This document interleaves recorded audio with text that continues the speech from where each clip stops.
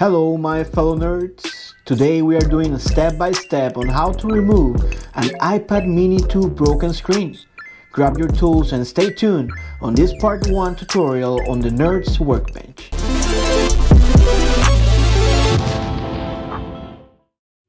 First, our tools. There's more info in the descriptions about them. But I'm gonna show you the spudger, Phillips screwdriver, opening picks, 2 of them, suction for the screen, and a SIM card pin. Second thing we're gonna do is give it a little bit of heat with the heat gun, not too much. Then pull it up with the picks and the spudger. If the glue starts getting soft, then you start pulling with the spudger or the opening picks. Sometimes it might get a little bit tough. Maybe it will break on you. Just be careful, don't cut yourself. Keep pulling. Just be careful with the sides. Place the opening picks to give us some support while we still pulling up with the spudger. See how it goes. Now just be careful with this side here. It's very important you don't cut or do any damage with it. Some magnets that helps close the screen. There you go.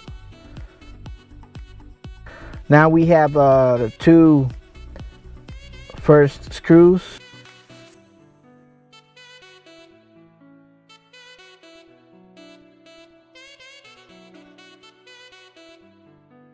Two more screws right there, and then we can pull the digitizer. Always this side. You don't want to scratch the screen. Now we don't touch that area there yet. We pull all these 6 screws with the Phillips.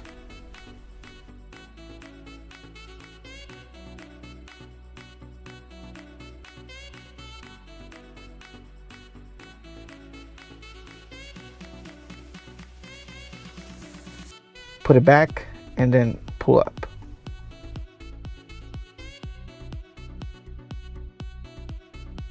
Now we want to concentrate in this area here.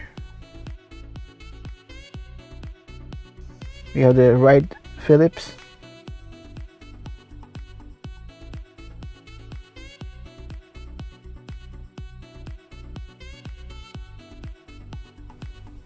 Pull back this plate here.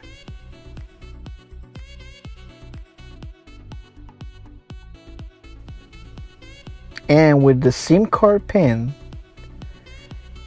we start pulling up these little connections here with this ribbon. Just pull it up a little bit and we'll just pop up. Now we have another one here. Second one right there.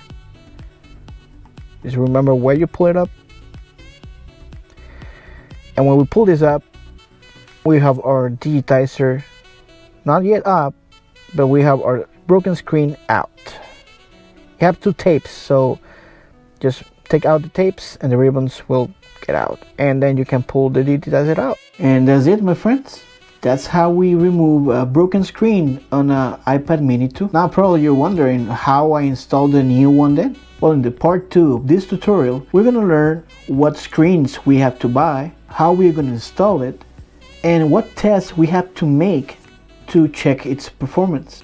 So stay tuned in this second part tutorial. See you next time on the Nerd Workbench. And of course, don't forget to subscribe. You will be updated with the next nerd projects. And thanks for watching.